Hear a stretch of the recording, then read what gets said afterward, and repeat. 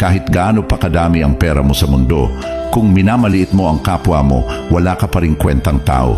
Maraming mayaman sa pera pero mahirap sa ugali. Akala nila na bibili ng status at title ang respeto, pero sa totoong buhay, character pa rin ang tunay na sukatan. Hindi mo kailangang tapakan ng iba para maramdaman na angat ka. Ang tunay na successful na tao, marunong lumingon at umunawa. Walang halaga ang yaman kung wala kang puso. Minsan yung mga tahimik at simple pa ang mas may lalim. Hindi sila maingay sa achievements, pero dama mo ang respeto sa kilos at salita. Doon mo makikita kung sino talaga ang may class. Ang respeto ay libre, pero hindi lahat kayang ibigay. Hindi ito nakabase sa itsura, trabaho o estado sa buhay. Pantay-pantay lang tayo sa pagiging tao. Sa huli, hindi pera ang maaalala ng mga tao tungkol sa iyo, kundi kung paano mo sila trinato nung wala kang kailangang patunayan. Doon nasusukat ang tunay na yaman.